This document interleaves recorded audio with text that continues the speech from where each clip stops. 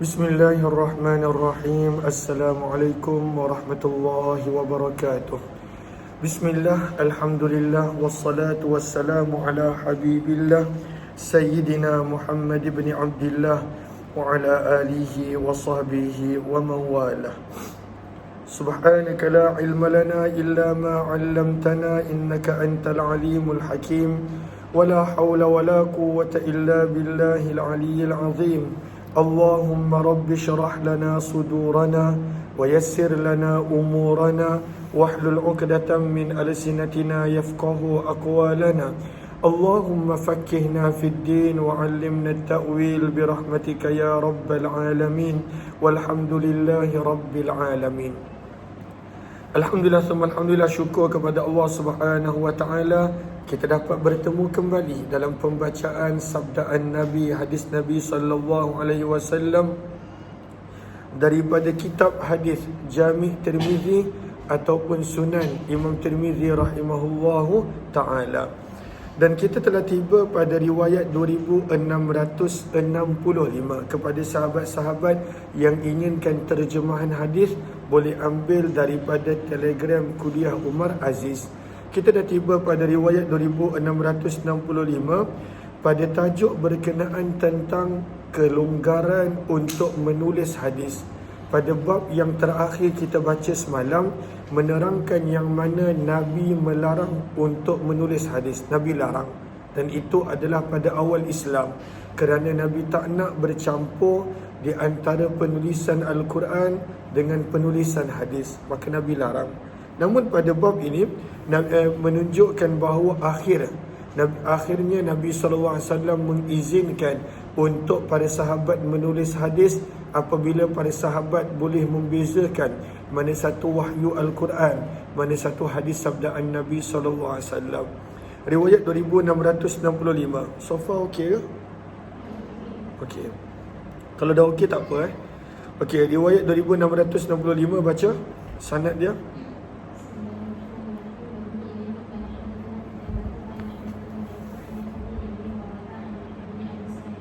Daripada sahabat Nabi Abu Hurairah radhiyallahu anhu, beliau berkata, kana rajulun minal ansar, ada seorang lelaki daripada golongan Ansar yang tak disebutkan nama dia. Yajlisu ila Rasulillah, kerap duduk di sisi Nabi sallallahu alaihi wasallam. Fayasma'u minan Nabi, dan dia mendengar sabdaan Nabi sallallahu alaihi wasallam. Fayu'jibuh, dan dia menyukai sabdaan Nabi, kata-kata nasihat Nabi, sabdaan Nabi, hadis Nabi, dan dia suka mendengar sabdaan Nabi SAW. Macam kita dengan hadis-hadis yang kita baca, sebenarnya kita suka mendengar sabdaan Nabi SAW. Wala yahfazuh, namun dia tidak boleh mengingati dan menghafalnya.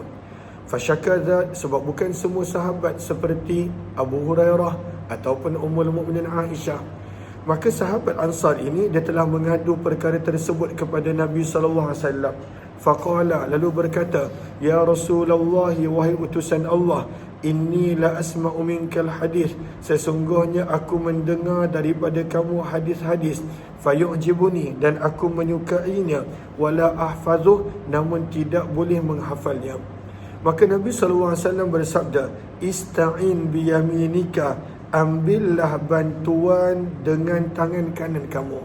Maka apakah maksud ambil bantuan dengan tangan kanan kamu?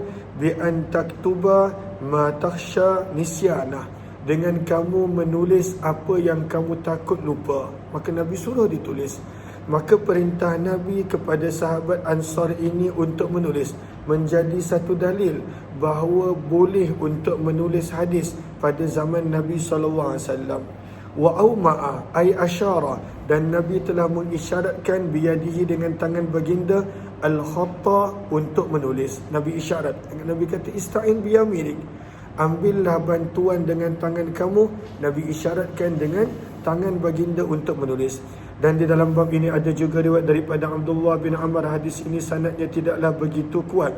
Kata Imam Tirmizi, aku telah mendengar Muhammad bin Ismail, iaitu Imam Bukhari, berkata, Khalil bin Murrah seorang yang mungkar di dalam periwayatan hadisnya. Riwayat 2666, baca sanadnya terus.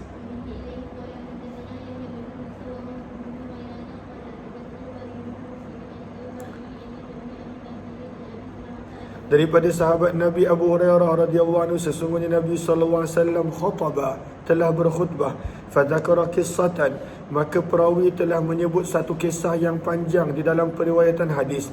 Maka ada seorang sahabat yang bernama Abu Syah. Maka dia berkata, uktubu li ya Rasulullah, wahai Rasulullah, tuliskanlah hadis ini untukku. Maka Nabi SAW pun bersabda, uktubu, tuliskanlah hadis tersebut, li Abi Syahin, untuk Abu Syah. Lihat kepada Sahara pada baris yang pertama, kata para ulama, hadza nasikhul li hadithin nahyi 'anil kitabah. Hadis ini menjadi pemansuh ataupun pada waktu itu pembatal kepada semua hadis yang ada menyebut tentang larangan daripada menulis hadis. Wa ajma'al ummatu, dan semua para ulama bersepakat bahawa boleh menulis hadis. Dan dikatakan an-nahyu an jam'ihi ma'al Quran fi sahifah li'alla yukhlatu fayashtabih, bahawa larangan adalah pada situasi di mana berlakunya kecelaruan pada awal Islam, mana satu Al-Quran, mana satu sabdaan Nabi sallallahu alaihi wasallam. Maka itu adalah pada awal Islam. Terus baca hadza hadisun.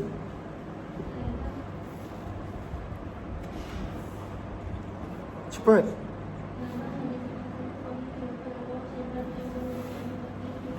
(2667) baca sanad dia.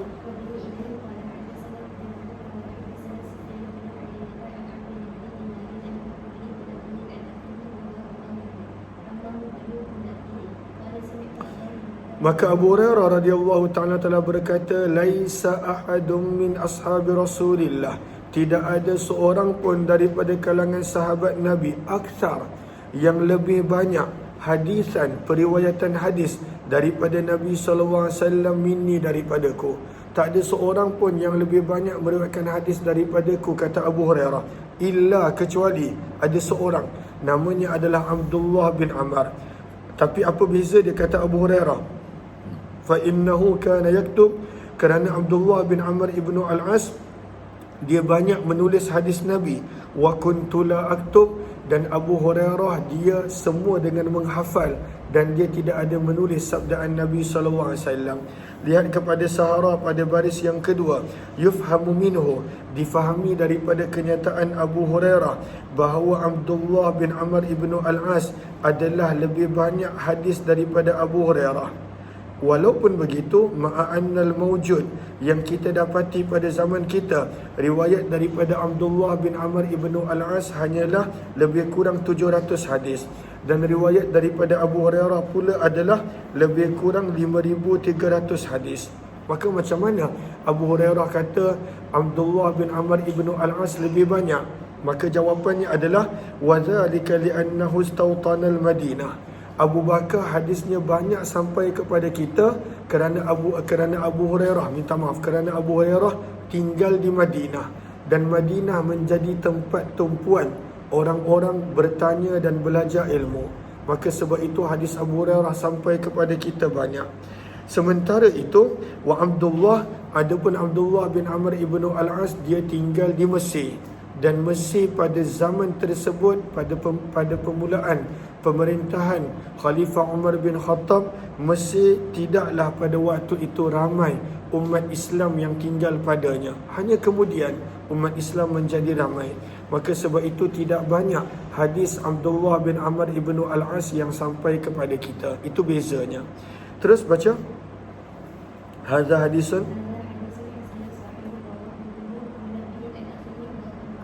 Bab yang ke-13 berkenaan tentang meriwayatkan cerita, meriwayatkan hadis ataupun cerita, riwayat daripada Bani Israel. Adakah boleh?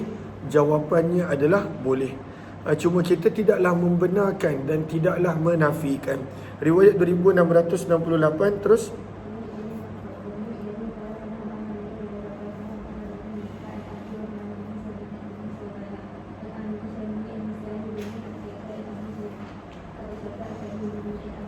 Daripada sahabat Nabi Abdullah bin Amr ibnu Al-As radhiyallahu ta'ala anhuma, beliau berkata, Nabi SAW bersabda, balighu, sampaikanlah kamu, anni, daripadaku, walau ayah, walaupun satu ayat, walaupun tahu satu ayat, sampaikan, sebarkan.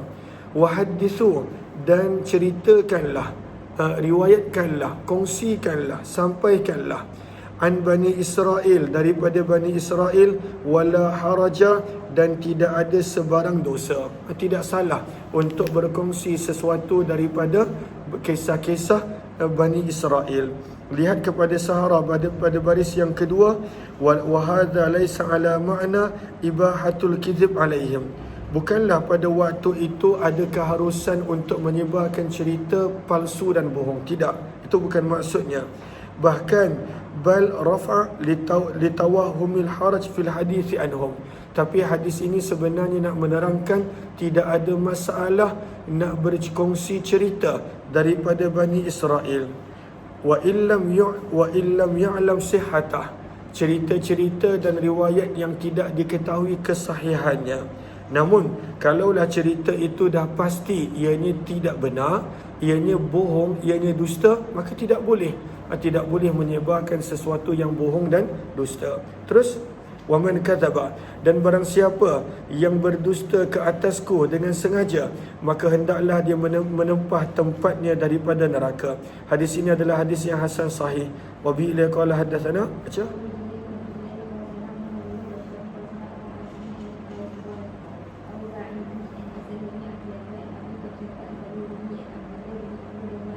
Riwayat yang lebih kurang sama, sanadnya berbeza namun matanya lebih kurang sama, dan hadis ini adalah hadis yang sahih.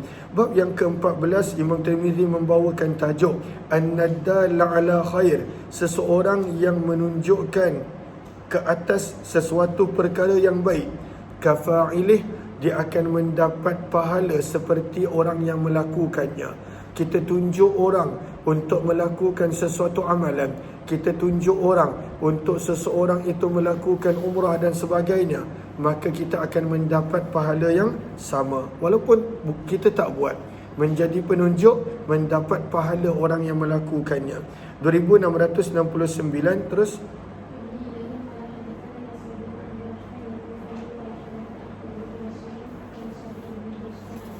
daripada sahabat Nabi Anas bin Malik radhiyallahu anhu, beliau berkata, atan Nabiy sallallahu alaihi wasallam rajulun, seorang lelaki telah datang bertemu dengan Nabi, yastahmiluhu, meminta binatang untuk ditunggang. Ada sesuatu berlaku pada kenderaan dia dan dia perlu balik, dia perlu musafir. Maka pada waktu tu dia datang jumpa Nabi, dia kata, wahai Rasulullah, bantu aku, tolong bagi binatang tunggangan kepadaku. Falam yajid indahu, maka Nabi tidak ada binatang di sisi baginda, ma yahmiluh, yang Nabi boleh berikan kepadanya untuk ditunggang. Fadallahu, maka Nabi menunjukkannya ala akhar, kepada sahabat lain. Fahamalah, dan sahabat lain ini memberikan tunggangan kepadanya. Fa'atan Nabiyya, maka dia berjumpa balik dengan Nabi. Fa'akhbarahu, mengkhabarkan peristiwa itu kepada Nabi.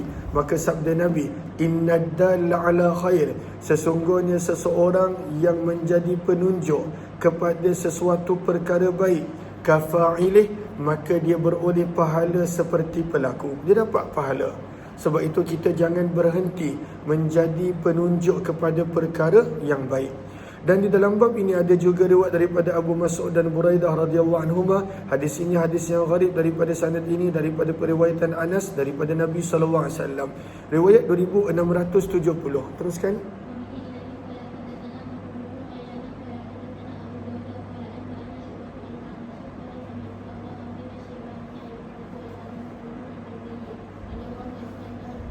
Maka daripada sahabat Nabi Abu Mas'ud Al-Badri radhiyallahu anhu, sesungguhnya seorang lelaki telah datang kepada Nabi, yastahmiluhu, meminta binatang tunggangan daripada Nabi. Kenapa dia minta? Dalam hadis ni sebut, faqal, lalu dia berkata, innahu qad ubdi'a bi, sesungguhnya telah mati binatang tungganganku dan dia perlu balik ke tempat dia.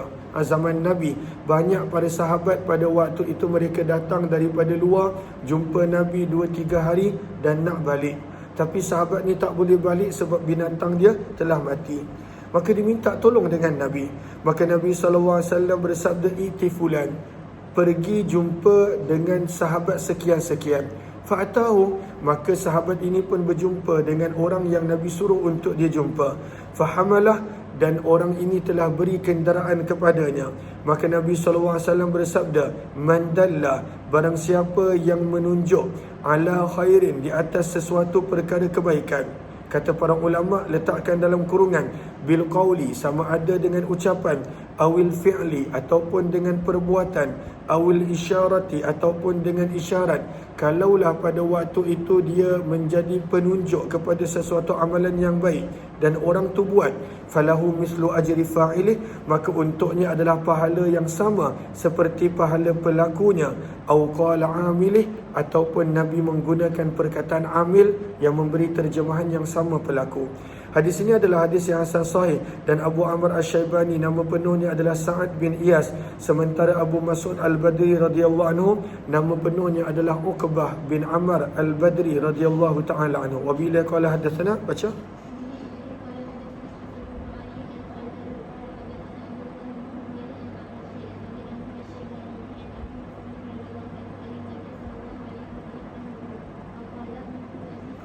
Dan sanad ini tidak ada keraguan pada perkataan fa'il ataupun amil. Riwayat 2671. Teruskan baca sanad dia.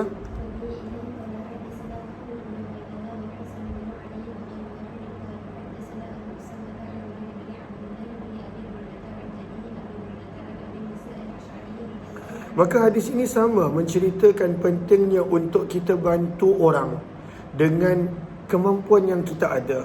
Sama ada dengan kita mencadangkan orang lain untuk bantu dia, orang lain untuk tolong dia, maka kita tetap dapat pahala.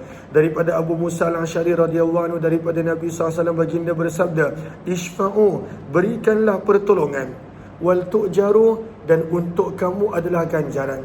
Bantu orang. Macam contoh, kalaulah saya, contohnya Allahumma salli ala sayyidina Muhammad, ada orang minta untuk saya menjadi imam tarawih contoh, tapi saya tak boleh kerana saya nak pergi umrah katakanlah. Maka saya cadangkan, apa kata cuba tanya dengan orang ni, dia bagus untuk jadi imam. Walaupun saya tak boleh jadi imam, saya tak boleh nak memenuhi jemputan kuliah, tazkirah, ceramah kerana kekangan waktu dan sebagainya. Saya cadangkan orang lain untuk dijemput, dan orang itu dia sampaikan nasihat, diamalkan nasihat tersebut, saya dapat pahala. Sebab itu Nabi SAW bersabda, Ishfa'u, berilah pertolongan. Ishfa'u, berilah pertolongan apabila ada seseorang inginkan sesuatu bantuan. Wal tu'jaru, dan kamu akan beroleh pahala ganjaran. Wala yaqdillahu ala lisani nabiyyih, dan Allah menentukan atas lidah Nabi SAW masya'a, apa yang dikehendaki.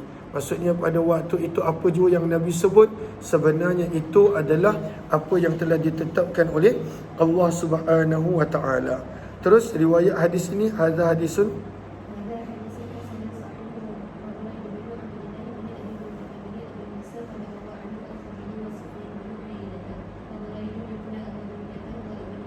beliau adalah anak lelaki Abu Musa Al-Asy'ari. Lihat kepada Sahara pada baris yang kedua. Apakah maksud waliyaqdillahu ala lisani nabiyyi masya, dan Allah menetapkan atas lidah Nabi apa yang Allah kehendaki? Kata para ulama, isyaratun, sebagai satu isyarat bahawa apa yang dilafazkan oleh Nabi fahuwa minallah, itu sebenarnya adalah daripada Allah. Sawa'un kana qabulu syafa'ah aw adamu. Terus riwayat 2672. Terus wabila qala hadatsana,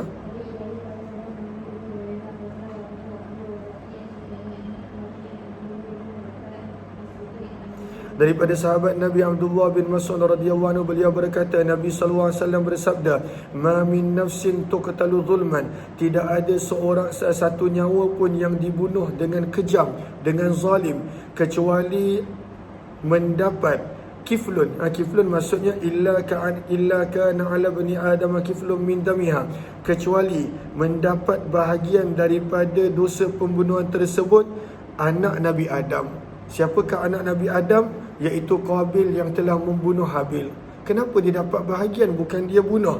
Zalika, yang demikian itu adalah li'annahu, kerana anak Nabi Adam tersebut awwalu man asanna, adalah orang yang mula-mula pada waktu itu melakukan pembunuhan. maka orang lain tiru dia, orang lain ikut dia, maka semua orang yang membunuh dengan zalim, maka siapa dapat bahagian dosa pada waktu itu adalah anak lelaki Nabi Adam. Maka daripada sini memang betul Al-Quran sebut wala taziru waziratun wizra ukhra, dosa orang lain tidak ada manusia lain yang perlu tanggung. Itu betul. Cuma kalaulah orang lain buat dosa kerana kita yang menjadi pemula, kita yang menjadi pemasyhur, kita yang menjadi pada waktu itu dosa tersebut viral dan orang lain ikut, orang lain belajar daripada kita, maka kita dapat bahagian daripada dosa tersebut. Sebab kita menjadi musabbib, orang yang menjadi penyebab orang lain melakukan maksiat dan dosa.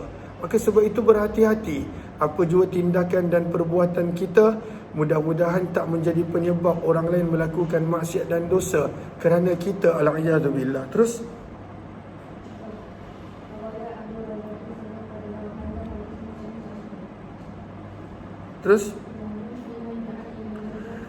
bab pada hadis yang menerangkan fiman pada orang yang da'a ila huda, mengajak kepada kebaikan, fattubi'a, dan dia ikut ajakan tadi. Kita ajak, jomlah kita berbuka dekat Masjid Surau, dia ikut. Kita ajak, jomlah kita solat berjemaah Ramadhani, dia ikut. Jomlah kita baca Al-Quran sampai khatam, dia ikut.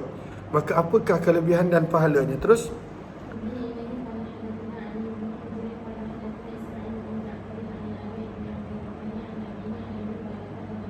sabda Nabi SAW, man da'a, barang siapa yang mengajak. Modal dia ajak je, orang tu ikut, kita dapat pahala. Orang yang kita ajak tak ikut, kita tak rugi apa-apa. Maka jangan pernah berhenti mengajak kepada kebaikan. Sabda Nabi, barang siapa yang mengajak ila huda, kepada perkara yang baik, kepada perkara petunjuk, kana, adalah lahu, untuk orang yang mengajak tadi, minal ajri, daripada pahala, mislu, yang sama, ujuri, dengan pahala-pahala, man yattabi'uh, orang yang mengikutinya. Orang yang pada waktu itu kita ajak, dia ikut, kita dapat pahala. Maka jangan pernah berhenti mengajak kepada kebaikan. La yankus, dan bukanlah bila kita dapat pahala-pahala orang yang buat tu berkurangan. Sabda Nabi, la yankus, tidak berkurang, zalika, pahala tersebut, daripada pahala mereka sedikit pun. Begitu juga kalaulah kita mengajak kepada dosa dan maksiat, al-a'yadzubillah. Wa man da'a, dan barang siapa yang mengajak ila dalalah, kepada kesesatan, kana, adalah alaihi, ke atasnya, minal ismi, daripada maksiat dan dosa, seperti maksiat dan dosa orang-orang yang mengikutinya. La yankus, tidak berkurang daripada dosa pelakunya sedikit pun. Maka berhati-hati kalaulah kita mengajak kepada benda tak baik, orang tu ikut, walaupun kita tak buat, maka kita dapat bahagian daripada dosa tersebut.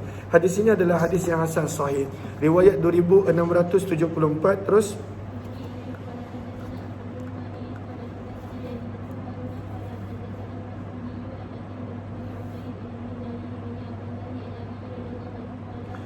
sabda Nabi SAW, man sanna sunnatan, barang siapa yang memulakan sesuatu amalan ataupun jalan, tariqah, sunnah ay tariqah, barang siapa yang menjadi pemula kepada sesuatu perbuatan khairin, yang baik, fattubi'a, maka perbuatan tersebut diikuti, alaiha, perbuatan tersebut diikuti, falahu ajruh, maka dia mendapat pahalanya, wa mislu uju, dan pahala orang-orang yang mengikuti perbuatan tersebut, ghaira manqus, tanpa mengurangkan daripada pahala mereka sedikit pun.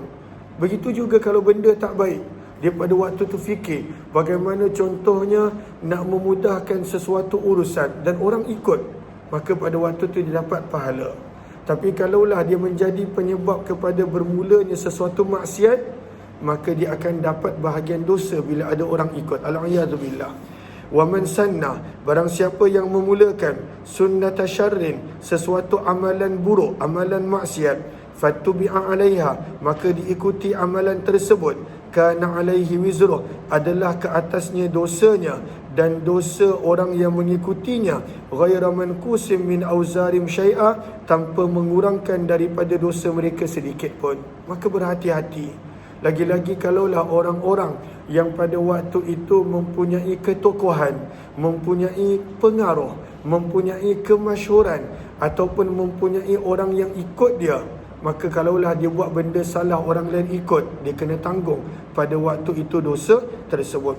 Dan di dalam bab ini ada juga riwayat daripada Huzaifah radhiyallahu anhu. Hadis ini adalah hadis yang hasan sahih. Wa qad ruwiya, baca.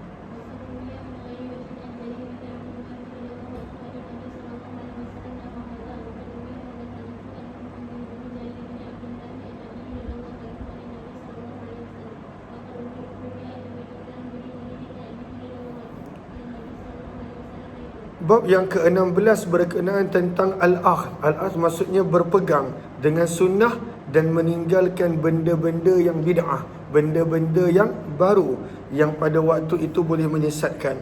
Riwayat 2675. Terus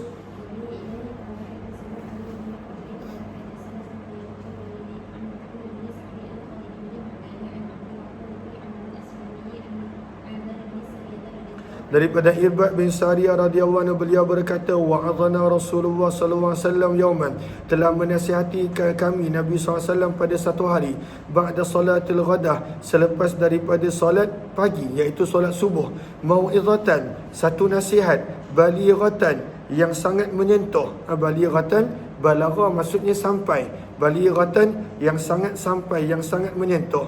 Zarafat minha, daripada nasihat tersebut telah menitis al-uyunu, air mata, wa wajilat, dan telah bergementar daripada nasihat tadi hati-hati. Maka seorang lelaki telah berkata, sesungguhnya nasihat ini, sesungguhnya ini mau'izatu muwaddi', adalah seperti nasihat perpisahan.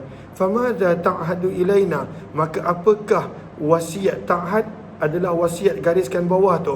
Maka apakah wasiat Tuan, pesanan terakhir Tuan kepada kami wahai Rasulullah? Maka sabda Nabi, usikum, aku berpesan kepada kamu, bitaqwallahi, dengan bertakwa kepada Allah. Itu pesanan pertama. Yang kedua, wasam'i wat ta'ah, untuk mendengar dan mentaati dalam kurungan para pemimpin kamu. Walaupun pemimpin tersebut abdun habasyiyun, adalah seorang hamba berasal Habsyah. Orang Arab pada waktu itu mereka ada ego dia. Maka sabda Nabi, kalaulah pemimpin itu hamba sekalipun, maka hendaklah dengar dan taat. Kenapa? Kerana sabda Nabi, fa innahu man ya'ish, maka sesungguhnya barang siapa yang hidup daripada kamu selepasku, yara, dia akan melihat, ikhtilafan kathira, begitu banyak pergaduhan, dan pada waktu itu perbezaan pendapat.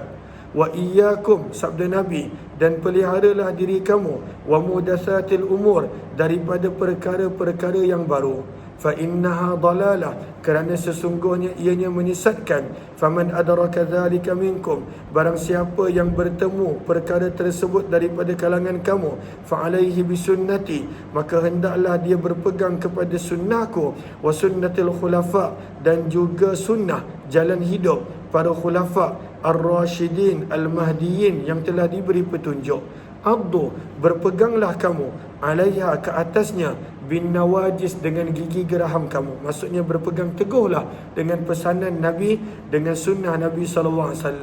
Hadis ini adalah hadis yang hasan sahih, dan sungguh Thawr bin Yazid telah meriwayatkan daripada Khalid bin Ma'dan, daripada Abdurrahman bin Amr As-Sulami, daripada Irbad bin Sariyah, daripada Nabi SAW. Riwayat yang lebih kurang sama. Baca, bila qala hadatsana bidzalikal hasan.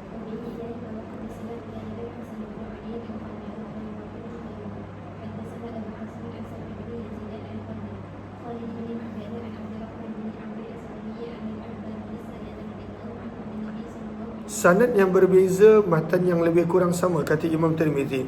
Dan Irbad bin Sariyah radhiyallahu anhu, beliau dikenali dengan kunyah Abu Najih, dan sungguh telah diriwayatkan hadis ini daripada Hujar bin Hujar, daripada Irbad bin Sariyah, daripada Nabi SAW. Riwayat yang lebih kurang sama.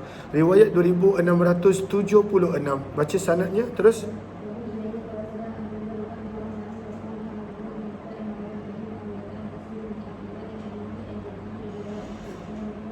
sesungguhnya Nabi SAW telah bersabda kepada seorang sahabat yang bernama Bilal bin Harith. Sabda Nabi, i'lam, ketahuilah, dengar, ambil perhatian, ketahuilah wahai Bilal bin Harith.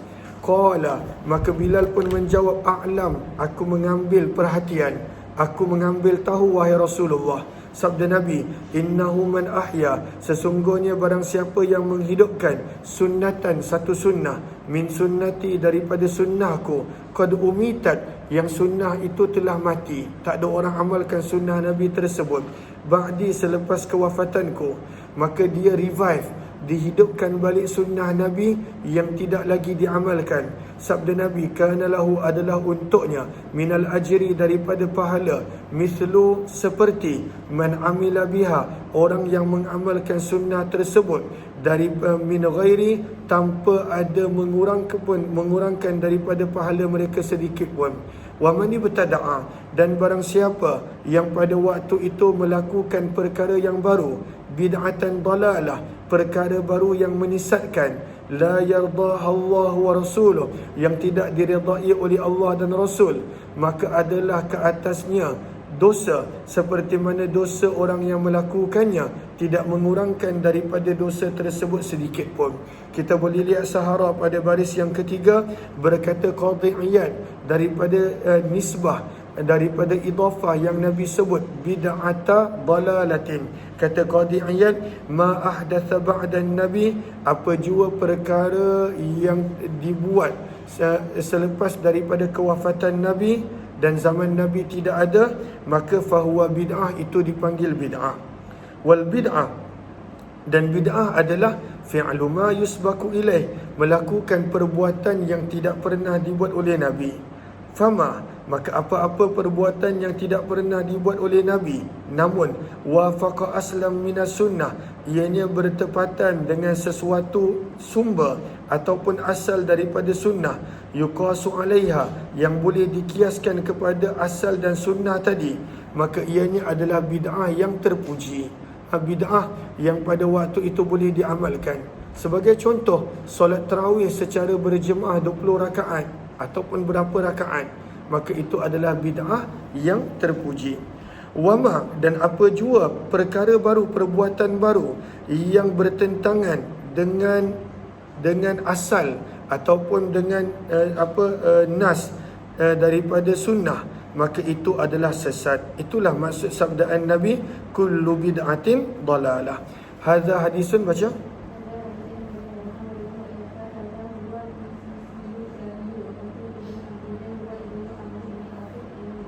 Riwayat 2677, teruskan.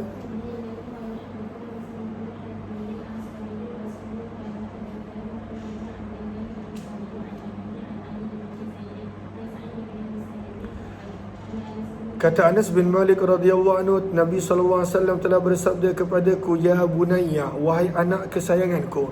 Sebab Anas bin Malik dia berkhidmat kepada Nabi daripada semenjak awal Nabi masuk ke Madinah sampailah Nabi wafat. Maka sabda Nabi, wahai anak kesayanganku, in qadarta, jika kamu mampu, antusbiha, untuk berpagi, wa tumsi, dan berpetang, laisa, dalam keadaan tidak ada, fi qalbika, di dalam hati kamu, ghisyun, sebarang kebencian, li ahadin, kepada seorang pun, faf'al, maka buat. Kalaulah kamu boleh hidup dalam keadaan tak ada benci kepada sesiapa pun, maka lakukanlah. Summa qala li, kemudian sabda Nabi kepadaku, ya bunayya, wahai anak kesayanganku, wa dzalika min sunnati, itu adalah daripada sunnahku. Maksudnya jangan benci sesiapa. Dan barang siapa yang menghidupkan sunnahku, faqad ahyani, maka seolah-olah dia telah menghidupkanku. Dan barang siapa yang menghidupkanku, maksudnya mengamalkan sunnahku, dia akan kelak bersama denganku di dalam syurga. Dan di dalam hadis ini ada kisah yang panjang. Hadis ini adalah hadis yang hasan gharib daripada sanad ini. Dan Muhammad bin Abdullah Al-Ansari adalah seorang yang siqah, ayahnya juga seorang yang siqah. Ali bin Zaid adalah seorang yang soduk, dipercayai. Illa, kecuali beliau kadangkala menisbahkan marfu' sesuatu hadis yang pada waktu itu kebanyakan orang meriwayatkan secara mauquf. Kata Imam Tirmizi, aku telah mendengar Muhammad bin Bashar berkata, telah berkata Abul Walid, telah berkata Syu'bah, baca wa bi'ila qala haddatsana. Wa kana rafa'an. Ali bin Zaid terlalu banyak meriwayatkan hadis yang bukan marfu' sebagai marfu'. Wala na'rifu, dan kami tidak mengetahui. Apakah maksud marfu'? Dia sebut sampai kepada Nabi sallallahu alaihi wasallam. Dan kami tidak mengetahui bagi Sa'id bin Musayyab daripada Anas sebagai riwayat kecuali hadis ini sahaja. Wa qad rawa, baca sampai habis.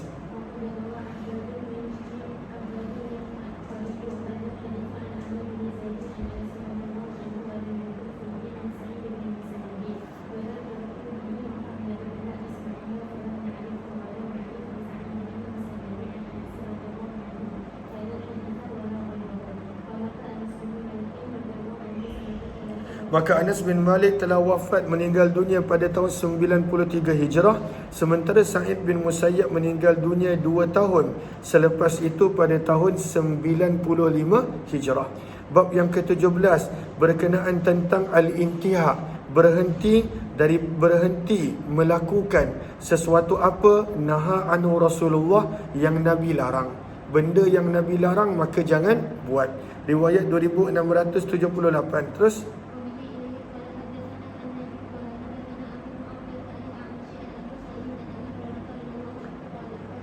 sabda Nabi SAW, utrukuni, tinggalkanlah kamu daku selagi mana aku meninggalkan kamu. Maksudnya pada waktu itu tak payah nak bertanya dengan soalan yang pada waktu itu Nabi SAW tidak menyebutkan apa-apa tentangnya. Tinggalkan Nabi benda-benda yang pada waktu itu soalan-soalan yang tak sepatutnya ditanya. Fa'idha haddastukum, sabda Nabi, dan apabila aku memberitahu kepada kamu, fakhudhu anni, maka ambillah sabdaan tersebut. Fa'innama, kerana sesungguhnya telah binasa orang-orang sebelum kamu, bikathrati su'alihim, kerana banyaknya mereka bertanya, dalam kurungan soalan yang tak perlu. Lihat kepada Sahara pada baris yang terakhir, hadza fi haqqi man yas'alu abatha, bertanya soalan yang tak perlu, watakallufa, dan soalan yang mengada-ngada, soalan yang pada waktu itu tak perlu. Macam contoh Bani Israel, Allah suruh sembelih lembu. Sepatutnya mereka sembelih je, sebab Allah kata sembelih lembu. Tapi mereka sibuk nak tanya warna apa, usia berapa, keadaan lembu tu macam mana. Sebab asalnya mereka tak nak buat. Maka mereka sekadar tanya supaya mereka tak perlu buat. Akhirnya Allah suruh mereka mencari lembu yang susah untuk dicari. Maka itu sebagai contoh. Kamas'alati Bani Israel fi bayanil Baqarah. Maka jangan bertanya soalan yang pada waktu itu tidak perlu, soalan yang pada waktu itu sia-sia. Waqtilafihim, dan antara sebab binasanya umat yang terdahulu, bercanggahnya mereka, penentangannya mereka terhadap para nabi mereka. Bab yang ke-18 berkenaan tentang alim Madinah, ilmuwan Madinah. Maka siapakah ilmuwan Madinah? Ada yang berpendapat itulah Imam Malik, ada yang mengatakan pandangan yang lain. Terus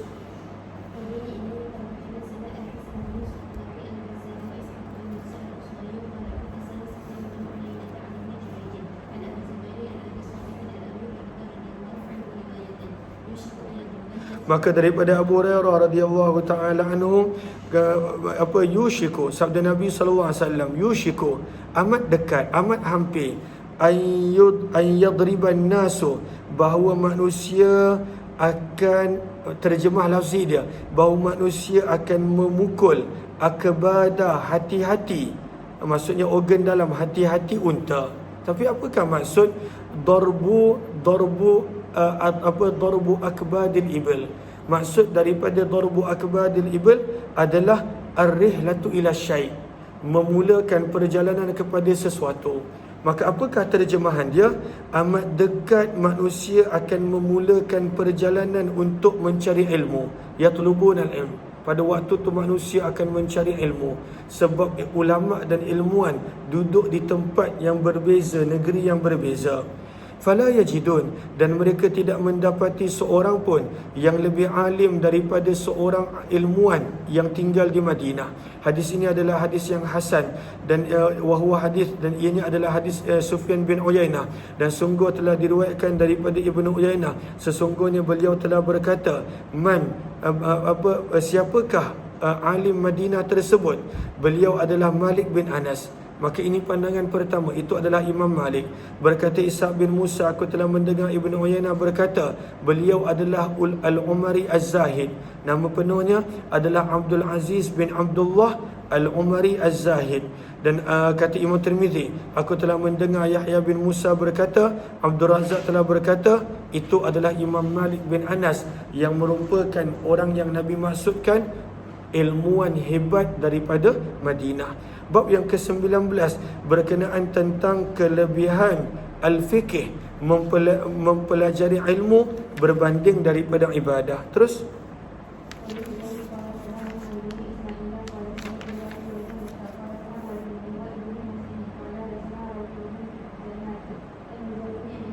daripada sahabat Nabi Abdullah bin Abbas radhiyallahu ta'ala anhuma, Nabi bersabda, faqihun, seorang yang sangat mahir dalam ilmu, asyaddu adalah berat ataupun susah adalah berat ke atas syaitan berbanding 1000 orang abid. Maka lebih mudah untuk syaitan menyesatkan 1000 orang abid berbanding seorang yang berilmu. Hadis ini adalah hadis abid, bermaksud orang yang banyak beribadah tanpa ilmu. Kalaulah dia ada ilmu dan banyak ibadah, maka itu sangat bagus. Hadis ini adalah hadis yang gharib dan kami tidak mengetahuinya kecuali daripada sanad ini, daripada periwayatan Walid bin Muslim. Riwayat 2681. Teruskan.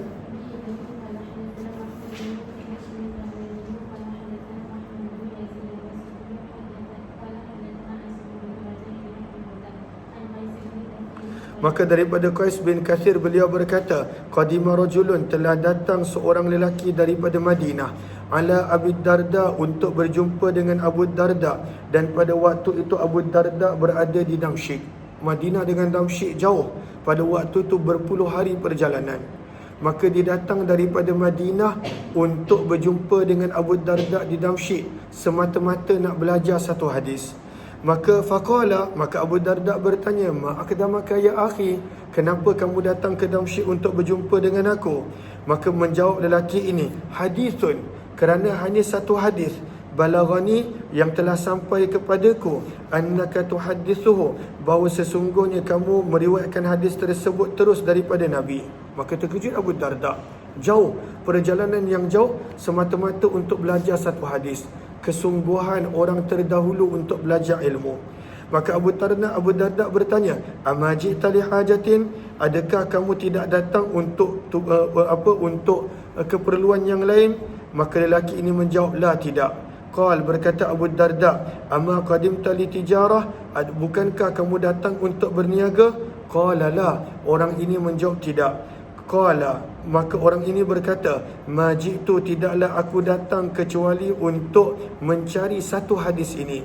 Qala, maka berkata Abu Darda menceritakan hadis tersebut, fa inni sami'tu Rasulullah, sesungguhnya aku mendengar Nabi SAW bersabda, man salaka, barang siapa yang menempuh tariqan, satu jalan, yabtaghi fihi, dia menempuh perjalanan tersebut bertujuan untuk mencari ilmu, salakallahu, maka Allah akan memudahkan dengan sebab dia mencari ilmu tadi, tariqan ilal jannah, jalannya ke syurga. Orang yang bersusah payah mencari ilmu, Allah mudahkan jalannya untuk ke syurga. Sabda Nabi lagi, kata Abu Darda, wa innal malaikata, sesungguhnya para malaikat, la tadau, mereka meletakkan ajnihataha, sayap-sayap mereka, ridan, kerana reda, dan pada waktu itu gembira terhadap orang yang menuntut ilmu. Wa innal alima, dan sesungguhnya orang yang berilmu, la yastaghfiru lahu, maka mendoakan pengampunan untuknya, man fis samawati wa man fil ardi, makhluk yang berada di langit dan di bumi, hatta ikan-ikan yang berada di dalam air pun mendoakannya. Wa fadlul alimi, dan kelebihan orang berilmu di atas seorang ahli ibadah adalah seperti kelebihan bulan di atas bintang-bintang selainnya. Innal ulama, sesungguhnya para ulama adalah pewaris Nabi, dan bagaimanakah sikap para Nabi, dan sesungguhnya para Nabi tidak meninggalkan dinar, wang emas, dan tidak pula wang dirham.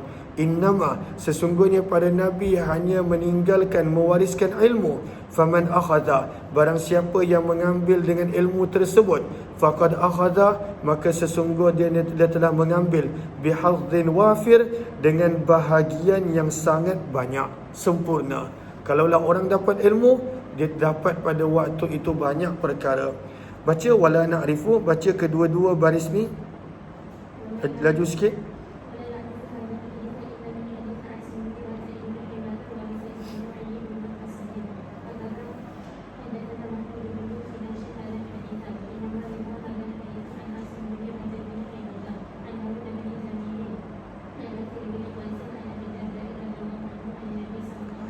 Dan sanad ini lebih baik daripada sanad Mahmud bin Khidash, 2682. Silakan.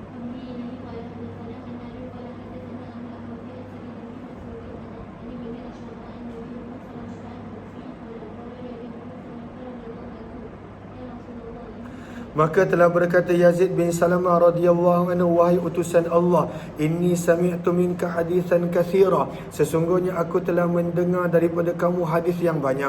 Ini pun mungkin untuk kita, dah terlalu banyak pada waktu itu hadis yang kita dengar. Tapi apakah yang patut kita ambil? Kalaulah ada satu hadis, maka sahabat ni bijak.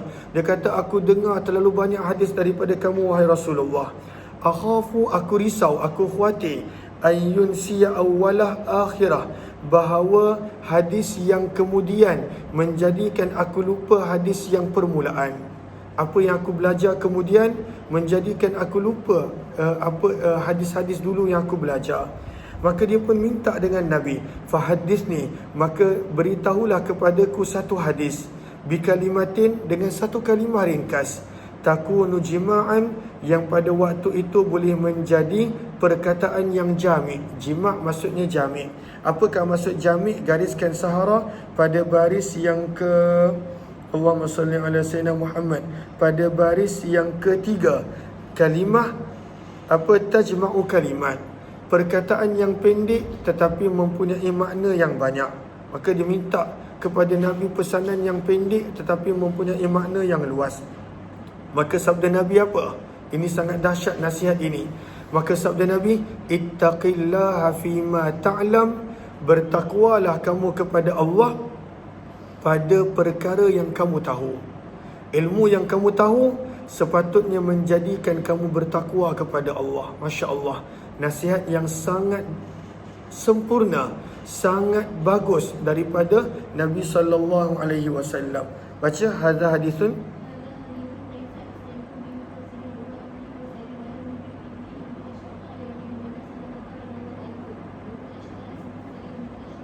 Baca riwayat 2683, teruskan.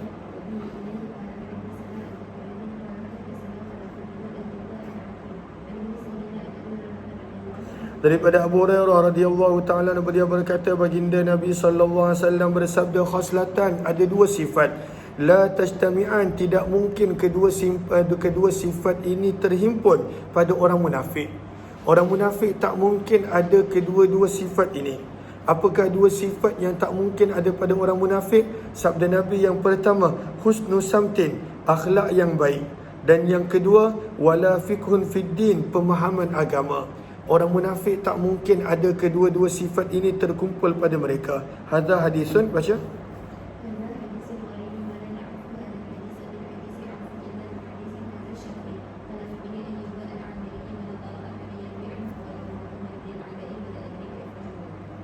Terus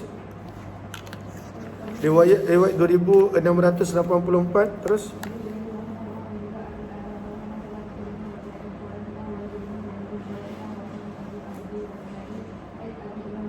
daripada sahabat Nabi Abu Umamah Al-Bahili, minta maaf kepada sahabat-sahabat yang mungkin laju. Saya cuba untuk baca dengan jelas terjemahan dia, sebab saya ada lagi 300 muka surat yang perlu untuk khatamkan dalam tempoh Ramadan dan juga permulaan Syawal ini. Sebab nanti lepas Syawal kita nak masuk kitab hadis sahih Muslim pula.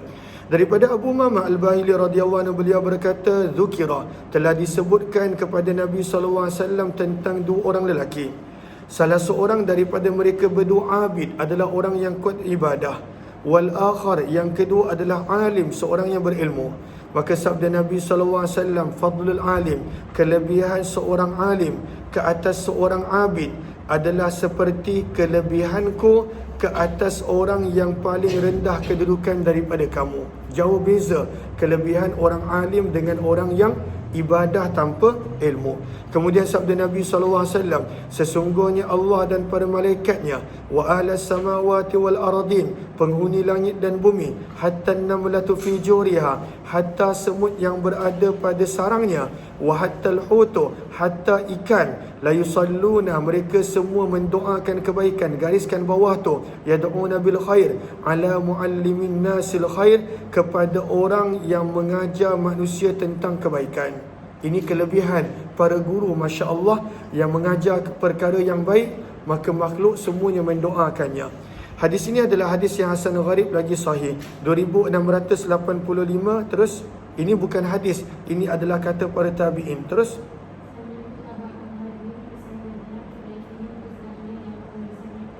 Fudail bin Iyad berkata, alim, seorang yang berilmu, amil, yang beramal dengan ilmunya, muallim, mengajar ilmu yang dia ada, yud'a, dipanggil, kabiran, sebagai tokoh besar, sebagai orang besar, fi malakuti samawat, oleh penghuni langit. Seorang yang ada ilmu, dia amalkan ilmu dia, dia ajar ilmu dia, maka dipanggil oleh penghuni langit kabira, tokoh yang besar, orang yang hebat. Maka orang malaikat yang berada di langit pada waktu itu menyanjungi orang berilmu yang mengamal dan mengajarkan ilmu dia. Terima kasih banyak-banyak Rohaida Rosida. Terima kasih banyak-banyak Puan Rosida. Terus baca riwayat 2686. Terus,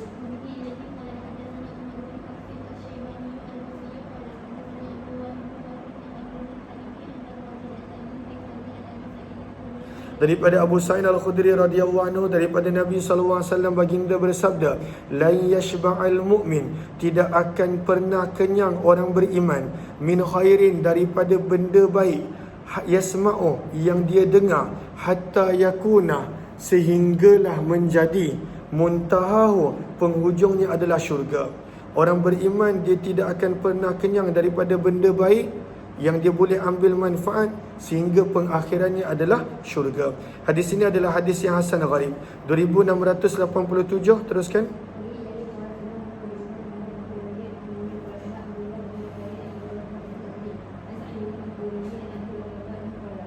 Sabda Nabi SAW, al-kalimatul hikmah, kalimah hikmah, dalatul mu'min, adalah sesuatu yang dicari oleh orang beriman. Dalah kena tulis dalam kurungan matlub. Orang beriman dia sentiasa mencari perkataan-perkataan yang baik.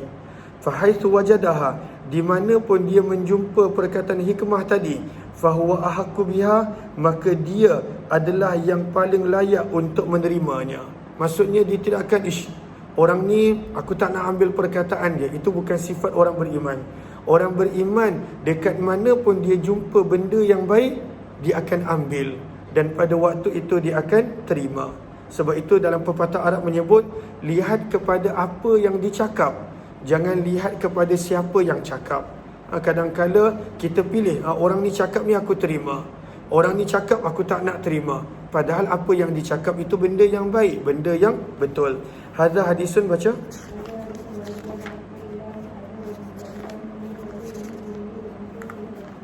Terus bab yang ke-41 berkenaan tentang tajuk al-istizan, meminta izin, wal adab, dan adab-adab daripada Nabi SAW.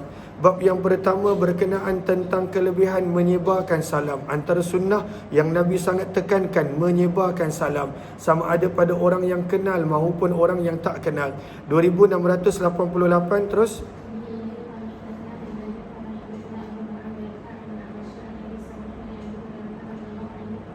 sabda Nabi SAW, demi zat yang nyawaku berada di dalam genggamannya, la tadkhulul jannah, kamu tidak akan masuk syurga sehinggalah kamu beriman. Syarat nak masuk syurga mesti kena ada iman. Dan bagaimana nak mendapat iman yang sempurna? Wala tu'minu, dan tidaklah kamu beriman dengan sempurna, hatta tahabbu, sehingga kamu berkasih sayang. Berkasih sayang adalah lambang kesempurnaan iman. Sabda Nabi, mahukah aku tunjukkan kepada kamu atas satu perkara, idza antum, apabila kamu melakukannya, tahabbtum, kamu akan saling berkasih sayang. Maka sabda Nabi, afsyus salam, sebarkanlah salam di antara kamu. Maka dengan kita banyak menyebarkan salam, akan wujud kasih sayang pada umat Islam. Dan di dalam bab ini ada juga riwayat daripada Abdullah bin Salam Syuraih bin Hani daripada ayahnya, riwayat daripada Abdullah bin Ammar, Bara' bin Azib, Anas bin Malik, Abdullah bin Umar radhiyallahu anhum. Hadis ini adalah hadis yang hasan sahih. Bab yang kedua berkenaan tentang kelebihan memberi salam. Terus baca sanad dia.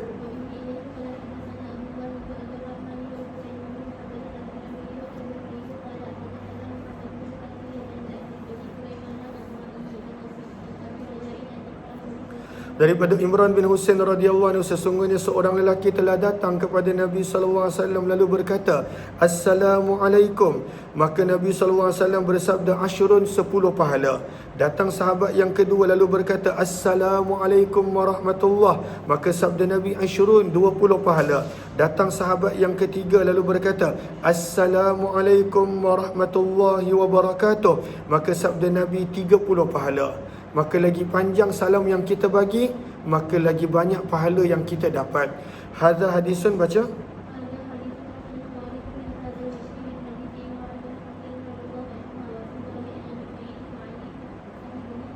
Bab yang ketiga berkenaan tentang meminta izin itu maksimalnya 3 kali. 3 kali. Nak tekan loceng ke, nak ketuk pintu ke, nak bagi salam, minta izin itu sunnahnya 3 kali. Lepas 3 kali tak ada jawab, maka berlalu pergi. Berlalu pergi. Walaupun kita nampak macam ada orang ke apa, sunnah minta izin hanyalah 3 kali. Riwayat 2690. Terus baca sanad dia.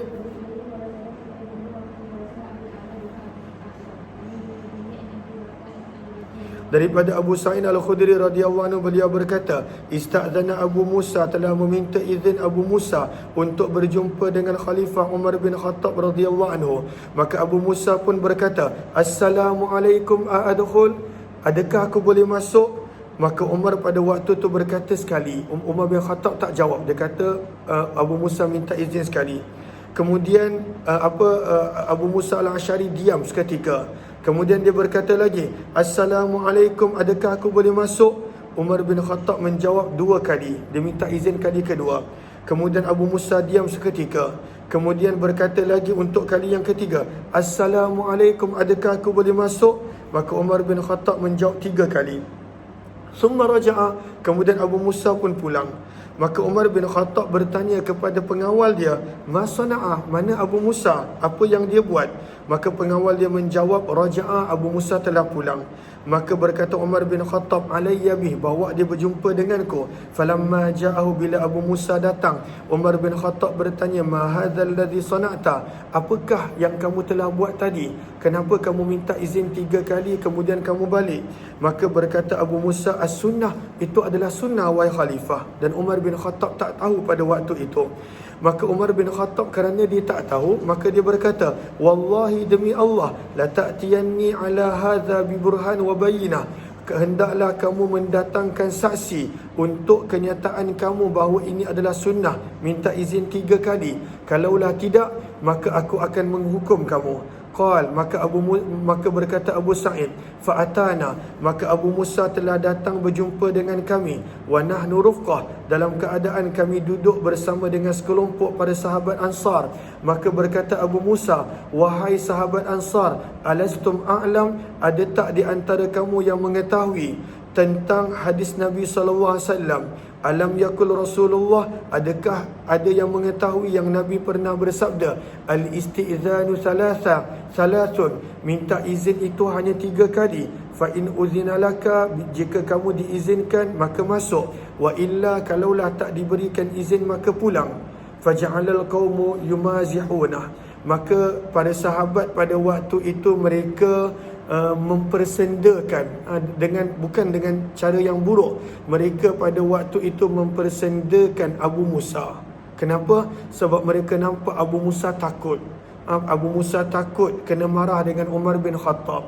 Maka mereka mempersendakan dengan cara yang baik, bukan menghina. ataupun mereka mempersendakan kata para ulama, sebab hadis tu semua orang tahu. Semua orang tahu kenapa Abu Musa risau sangat, takut sangat.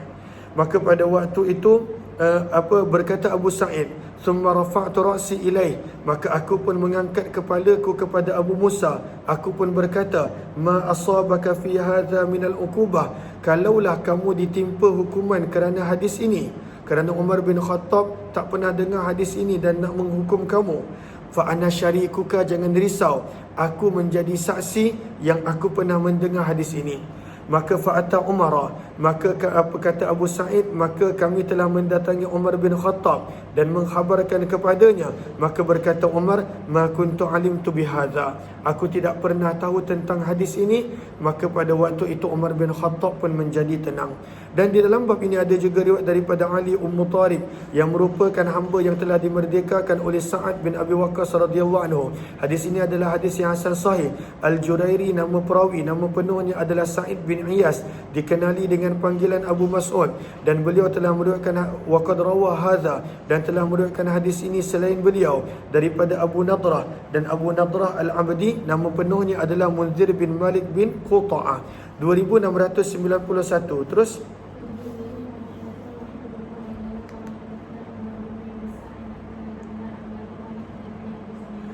Abdullah bin Abbas sepupu Nabi radhiyallahu anhu berkata, Umar bin Khattab telah menceritakan kepadaku.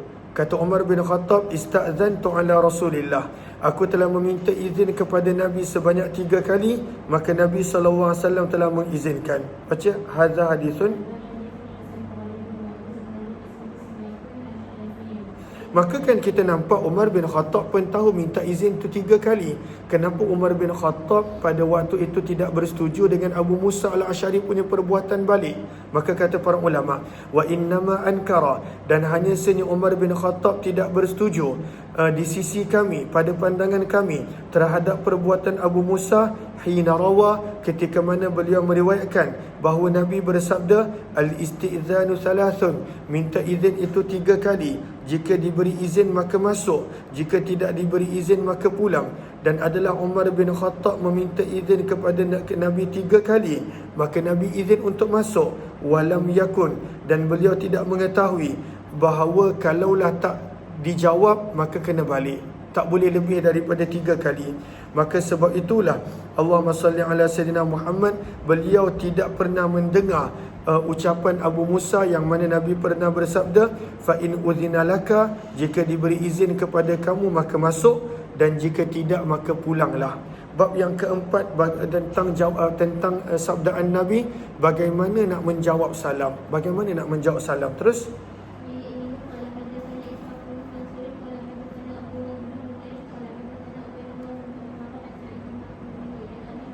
daripada Abu Hurairah radhiyallahu ta'ala beliau berkata, telah masuk seorang lelaki ke dalam masjid, dan pada waktu itu Nabi SAW jalisun, sedang duduk, fi nahiyatil masjid, pada satu penjuru masjid.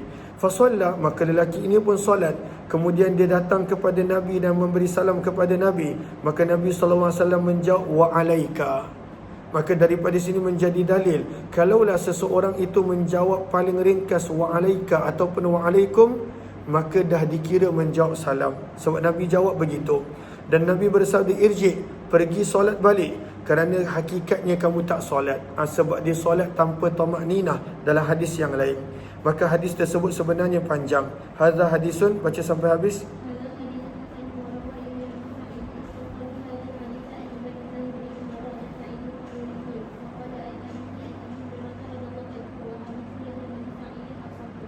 Adakah boleh mengirim salam? Maka adakah perlu menyampaikan salam yang dikirim? Ini tajuk dia. Bab yang kelima, maja'a fi tablighi salam, hadis yang menerangkan tentang menyampaikan kiriman salam. Terus 2693.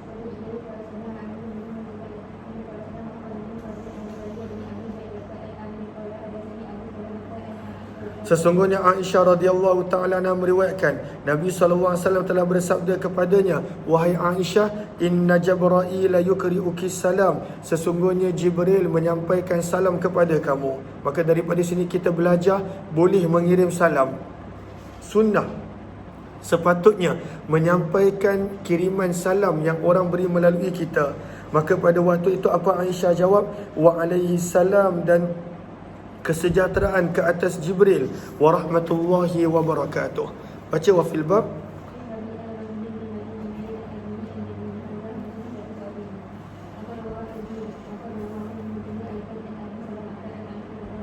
Bab yang keenam berkenaan tentang kelebihan orang yang memulakan salam. Apakah kelebihan orang yang memulakan salam?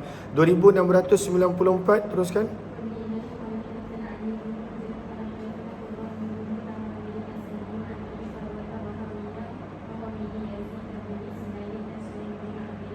Daripada Abu Umamah Al-Bahili radhiyallahu anhu, beliau berkata, telah ditanya, wahai Rasulullah, ada dua orang yang bertemu, ayyuhuma yabda'u bisalam, siapakah yang patut mulakan memberi salam? Maka sabda Nabi, aulahuma billah, siapa yang mulakan memberi salam, itulah orang yang paling dekat dengan Allah. Aulahuma ay aqrabahuma. Maka bila kita jumpa orang, dahulukan beri salam, kerana itu adalah tanda seseorang itu lebih dekat dengan Allah. Sebab itu Nabi sentiasa orang yang paling awal memberi salam. Hadza hadisun. Laju sikit.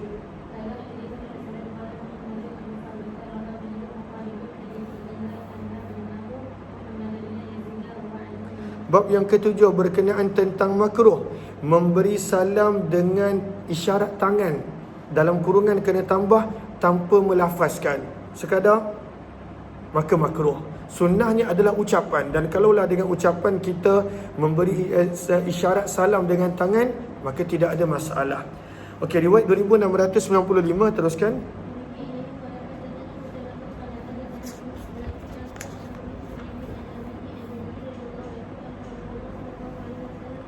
Sabda Nabi SAW, laisa minna, bukanlah daripada kalangan kami, man tashabbaha bi ghairina, orang yang meniru cara selain kami. Sabda Nabi, la tashabbahu, janganlah kamu meniru cara orang Yahudi dan orang Nasrani.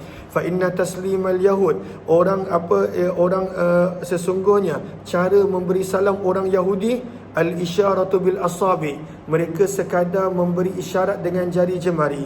Sementara cara memberi salam orang Yahudi, mereka sekadar memberi isyarat dengan tapak tangan, maka mereka tak melafazkan salam.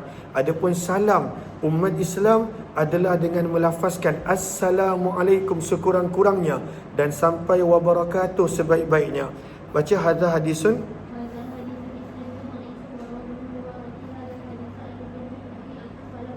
Bab yang ke-8 berkenaan tentang sunnah memberi salam walaupun kepada kanak-kanak. 2696, teruskan.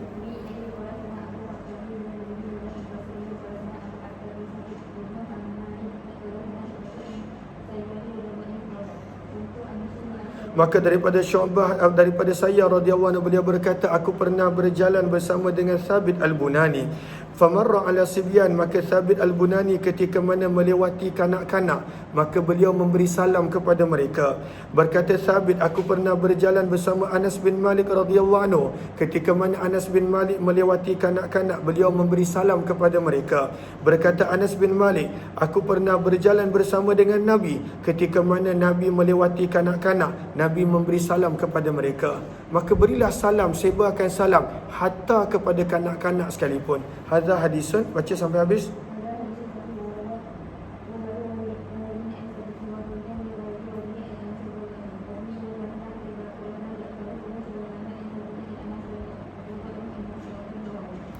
Bab yang ke-9 berkenaan tentang memberi salam kepada wanita.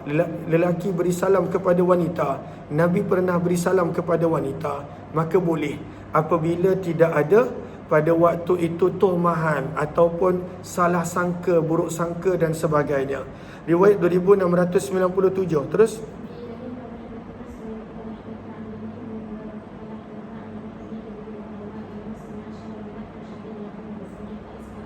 Maka berkata sahabiah Asma binti Yazid radhiyallahu anhu, beliau meriwayatkan bahawa sesungguhnya Nabi SAW marra fil masjid, telah melewati mereka di dalam masjid, yauman, pada satu hari, wa usbatun, dan ada satu kelompok wanita yang sedang duduk dalam masjid, dalam masjid. Fa alwa bermaksud asyara, maka Nabi telah memberi isyarat dengan tangan baginda dengan salam. Maka dalam hadis ini sebut dengan tangan. Maka lihat kepada Sahara pada baris yang Allahumma salli ala sayyidina Muhammad pada baris yang ketiga, hadza mahmulun ala annahu jama'a bainal lafzi wal isyarah. Nabi memberi salam dengan lidah dan Nabi pada waktu itu melambai dengan tangan. Kerana ada dalam riwayat Abu Daud, pada waktu itu riwayat yang penuhnya adalah fasallama alaina. Nabi mengucapkan salam kepada kami.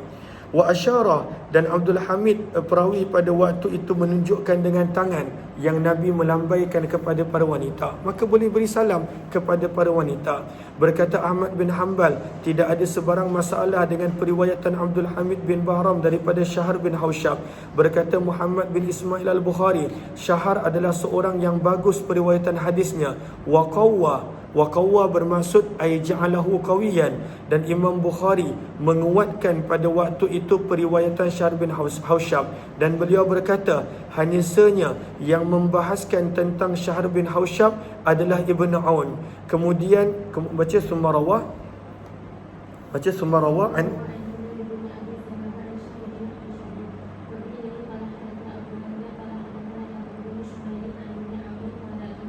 Maka Ibn Aun beliau pada waktu itu membicarakan tentang Syahar bin Hausyab.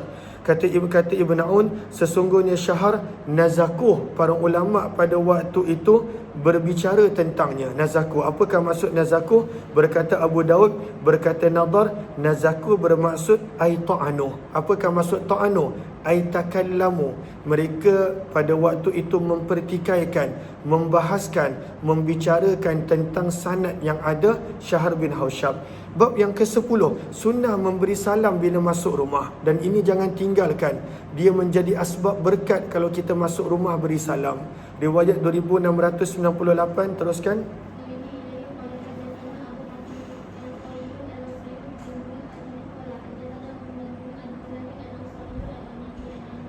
Daripada Sayyidina Ali radhiyallahu taala, daripada Ali bin Zaid, daripada Sa'id bin Musayyab rahimahullah, beliau berkata, Anas bin Malik radhiyallahu taala telah berkata, Nabi SAW telah bersabda kepadaku, ya bunayya, wahai anak kesayanganku, idza dakhalta ala ahlika, apabila kamu masuk kepada keluargaku, kepada keluarga kamu, fasallim, maka bila masuk rumah berilah salam. Yakunu barakah, maka salam itu akan menjadi sebab keberkatan ke atas kamu dan ke atas ahli keluarga kamu. Maka bila masuk rumah biasakan diri beri salam. Itu adalah asbab keberkatan. Hadza hadisun hasanun sahihun gharib. Bab yang ke-11 berkenaan tentang mendahulukan salam sebelum bercakap. Sebelum bercakap dengan orang, dahulukan memberi salam. Itu sunnahnya. 2699. Terus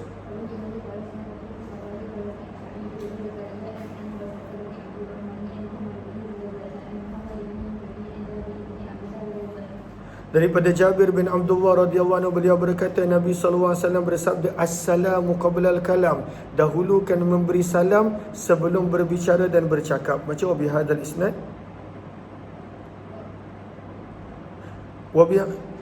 Susah sangat ke nak fokus.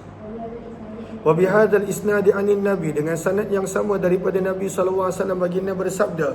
Saya bukan cakap dengan tuan-tuan, ini dengan para pelajar. Pada waktu tu hadis yang sama, baru 3 perkataan dia dah hilang fokus.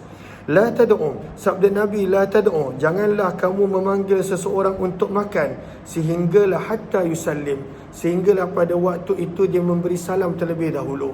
Pada waktu itu sebelum berbicara beri salam terlebih dahulu.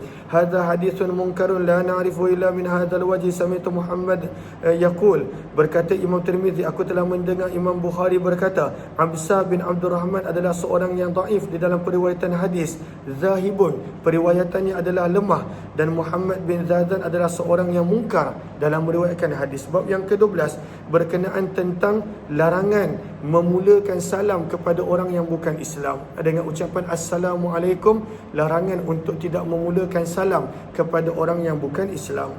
Tapi kalaulah mereka beri salam, maka pada waktu itu ada cara untuk menjawabnya. Riwayat 2700, teruskan.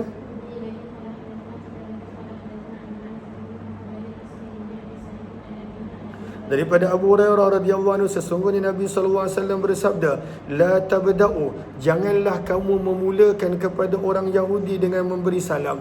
Fa idza laqitum, maka apabila kamu berjumpa dengan salah seorang daripada orang Yahudi yang bukan Islam, fi tariqin, di jalan, fatarruh, maka pada waktu itu fatarruh, maka pada waktu itu ittaru, maksudnya adalah Allahumma salli ala sayyidina Muhammad, paksalah, maka paksalah mereka untuk mereka berjalan pada bahagian tepi jalan. Adiyat maksudnya pada bahagian tepi jalan. Kita tak sepatutnya beri laluan kepada orang-orang yang pada waktu itu memusuhi Islam ketika mana berjalan dan sebagainya. Hadis ini adalah hadis yang hasan sahih. Ini adalah ketika mana umat Islam kuat. Moga Allah kurniakan kemenangan kepada umat Islam. Sahabat-sahabat kita yang berada di Palestin, mereka diuji dengan begitu banyak dengan perkara-perkara yang dilakukan oleh mereka yang benci kepada Islam. 2701. Terus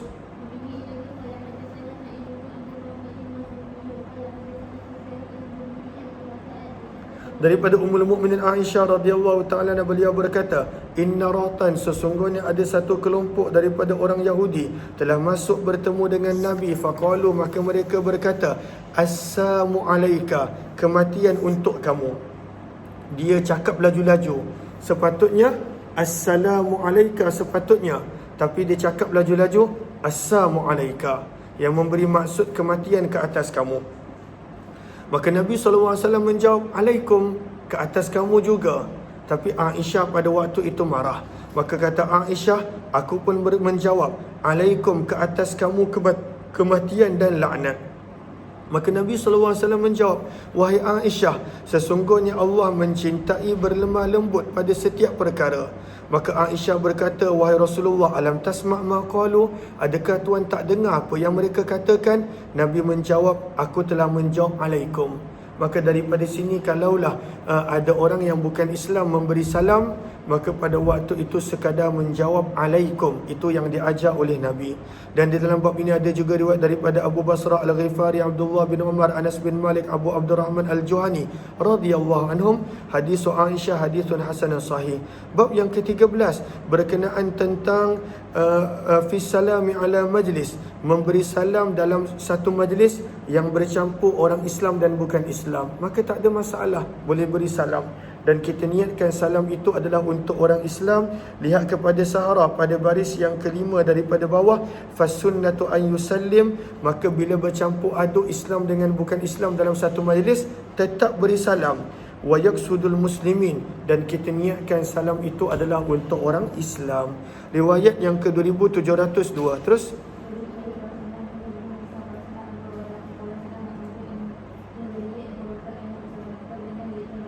sesungguhnya Usama bin Zaid radhiyallahu anhu telah meriwayatkan bahawa sesungguhnya Nabi SAW marrah, telah melewati satu majlis yang terdapat padanya akhlatun, campuran, minal muslimin, daripada orang Islam dan orang Yahudi. Fasallama alaihim, maka Nabi bagi salam kepada mereka. Hadza hadisun hasanun sahih.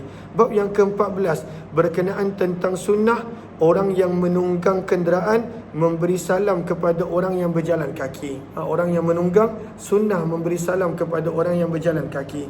2703. Terus laju sikit.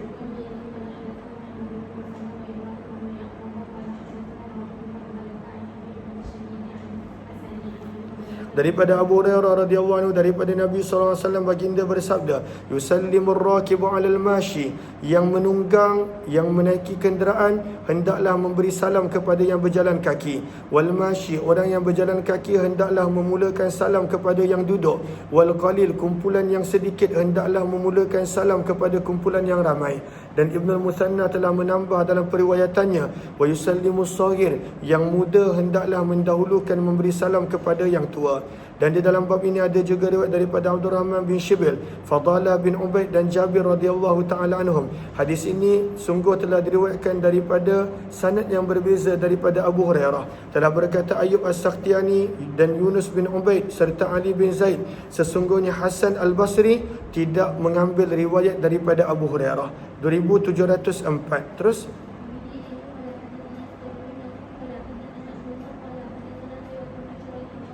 riwayat yang lebih kurang sama, baca sampai habis.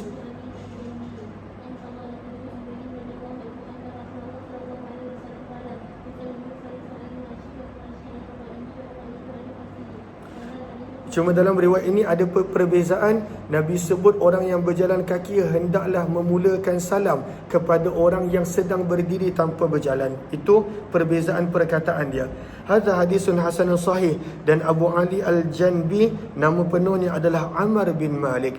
Riwayat 2705. Teruskan.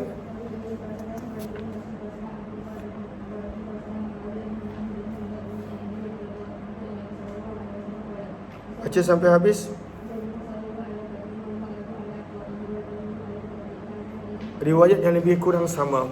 Bab yang ke-15 berkenaan tentang memberi salam ketika mana berdiri dan duduk. 2706. Teruskan.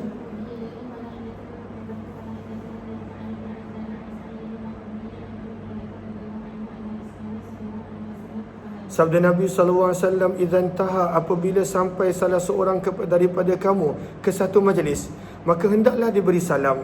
Fa in bada ay zahara, maka apabila telah jelas bahawa sesuai untuk diduduk, falyajlis, maka barulah diduduk. Thumma idza qama, kemudian apabila dia berdiri untuk balik, falyusallim, maka bagi salam sekali lagi. Falaisat, maka bukanlah salam yang pertama ketika mana dia datang itu lebih berhak daripada salam kedua waktu nak balik. Waktu datang pun bagi salam, waktu nak balik pun bagi salam. Itu sunnahnya. Hadza hadisun.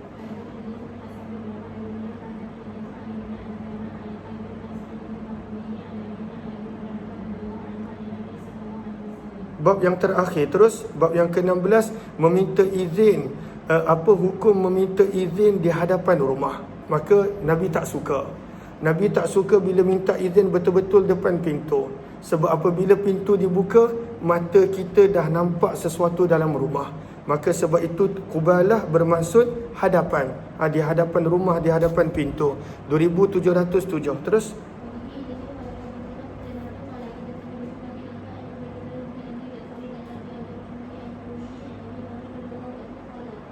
Sabda Nabi SAW, "Man kasyafa sitran", barang siapa yang membuka langsir ataupun pintu, fa adkhala, lalu dia masukkan matanya ke dalam rumah sebelum diberi izin untuk dia masuk. Mata dia masuk dulu sebelum badan dia masuk. Lalu dia melihat aurat ataupun sesuatu yang tuan rumah tak nak dia nampak, faqad ata, maka dia telah melakukan perbuatan haddan yang selayaknya diberikan hukuman. La yahillulah, tidak dibolehkan untuk seseorang itu mendatangi rumah lau daripada sudut. Lau sekiranya ketika mana pandangannya masuk, istaqbalahu rajulun, la yahillu lahu an ya'tiyah, yang mana tidak boleh untuknya melihat ke dalam rumah. Tak boleh. Sebab kita minta izin kerana pandangan kita, bukan sekadar tubuh badan kita nak masuk rumah. Sebab itu kita beri salam, sebab itu kita minta izin. Maka Nabi kata jangan tengok ke dalam rumah daripada ketika mana pintu rumah dibuka. Sebab itu bila nak bagi salam, daripada kiri ataupun kanan. Ataupun bila nak bagi salam, jangan intai ke dalam rumah. Nabi SAW ajar. Sabda Nabi SAW, "Lau annahu hina adkhala basarah", sabda Nabi, kalaulah seseorang itu sewaktu dia mencuri masuk ke dalam rumah seseorang, istaqbalahu rajulun, maka ada seseorang datang, fa faqa'a, maka mencongkelkan kedua matanya, ma ghayyartu alaihi, aku tidak salahkan perbuatan itu. Sabda Nabi tak salah. Itu memang layak dihukum. Bukanlah kita kena buat betul-betul congkel butakan mata orang. Tapi maksudnya perbuatan itu Nabi tak suka. Kalaulah matanya dicongkel kerana dia mengintai ke dalam rumah orang, maka sabda Nabi SAW, perbuatan mencongkel itu Nabi SAW tidak salahkan. Wa in marra rajulun ala babin, dan jika melewati seseorang pada pintu rumah yang tidak tertutup, yang tidak ada tirai padanya dan tidak pada waktu itu tertutup, fanazara, dan dia tengok, maka itu tidaklah dosa. Kenapa tuan rumah tak tutup pintu? Kalaulah pintu tu tak tertutup, dia ternampak dalam, tak ada dosa. Ini cerita tentang pintu rumah yang tertutup, dia pergi intai ke dalam, maka itu tak disukai oleh Nabi SAW. Innamal khati'ah, kalaulah pintu rumah tak tertutup, maka kesalahan itu adalah pada tuan rumah yang tidak menutup pintu, sabda Nabi.